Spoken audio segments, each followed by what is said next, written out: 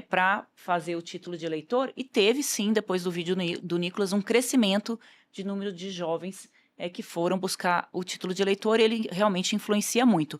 Dentro dessa questão de Minas, o Zema, né, se fala muito que ele poderia também ser vice do Flávio Bolsonaro, né? Ele diz que não, que ele vai ser candidato.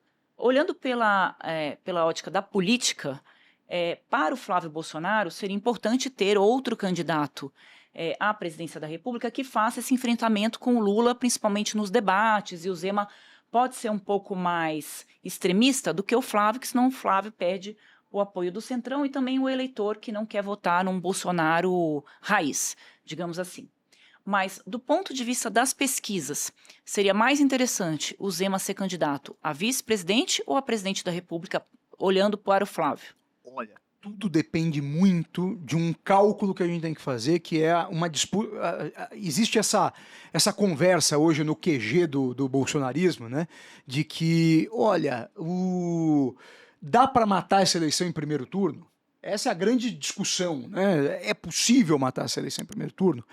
Eu, particularmente, Andrés, acho muito complicado que se acabe em primeiro turno essa eleição brasileira. Você tem muitos candidatos. E a minha sensação é que se sai o Zema, por mais que uma parte do eleitor do Zema vá para o Flávio num primeiro momento, existe um grande contingente que está votando no Zema porque não aguenta nem Flávio nem Lula. Que não quer nenhuma coisa nem a outra.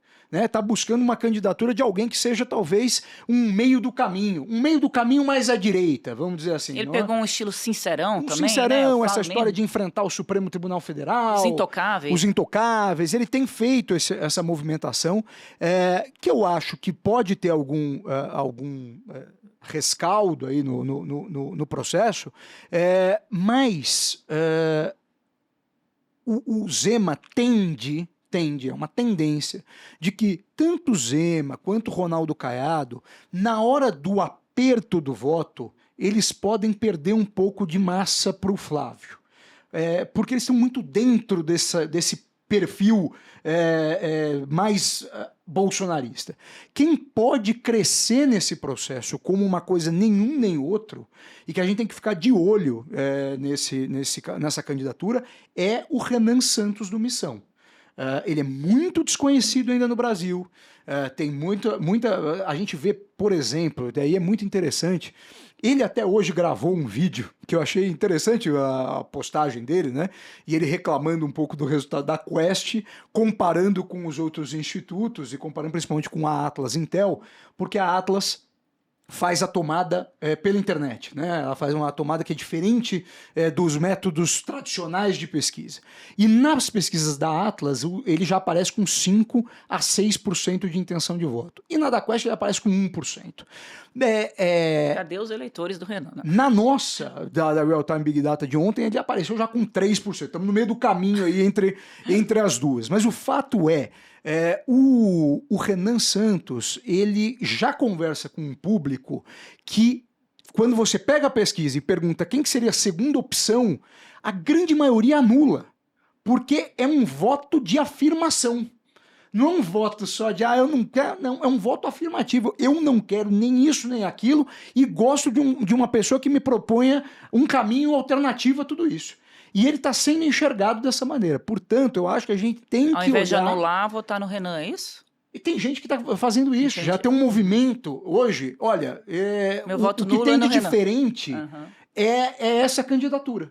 Né? O que tem de diferente, que para quem não quer nem o Flávio, acaba aparecendo esse Renan Santos. Ele ainda é muito desconhecido, tem todo um processo para se tornar conhecido. A gente não sabe se ele vai ter a capacidade de se mostrar diferente mesmo, mas o fato é que as pesquisas hoje já começam a indicar que é um sujeito que a gente tem que ter.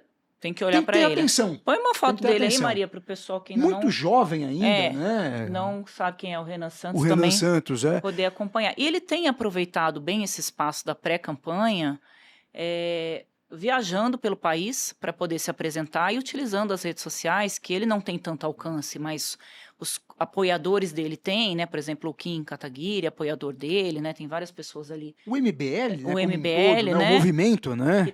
Isso tem realmente colocado, e ele trouxe um mote que vai ser... Eu queria até saber de você, Bruno, se esse ainda vai ser o mote da eleição desse ano, que é a segurança pública.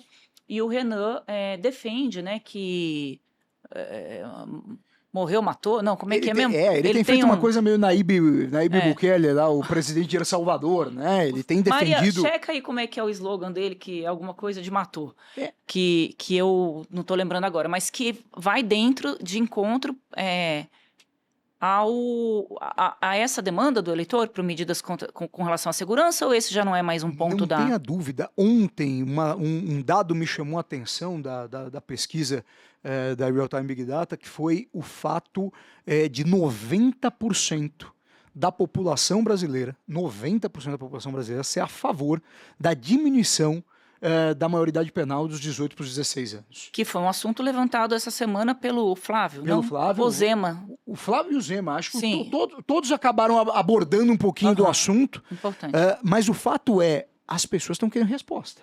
A questão da segurança pública é uma chagas no Brasil que parece não ter solução. Né? E os níveis de impunidade no Brasil atingiram níveis alarmantes.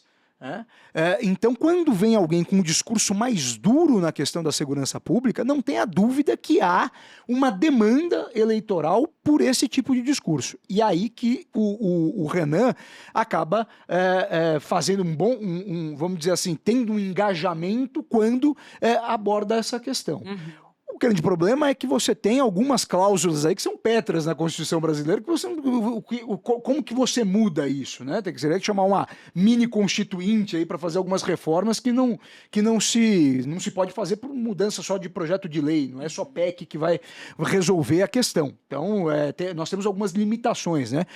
Porque é muito engraçado, a gente tem uma bancada da bala aí enorme no Congresso Nacional, e não consegue, parece que, avançar em temas que lidam com a esfera criminal, né? Você tem... Não consegue nem criar o Ministério da Segurança Pública, que é sempre uma demanda, né, dessa bancada da bala. É que quando eles recebem bala, né, eles param de trabalhar. Eu acho que quem está acompanhando o programa sabe que aqui é nível avançado de política, já entendeu o que eu quis dizer. Porque realmente, se você tem uma bancada tão forte, né, que é a tal BBB, né, que tem... o boi... Bíblia, boi e bala, né?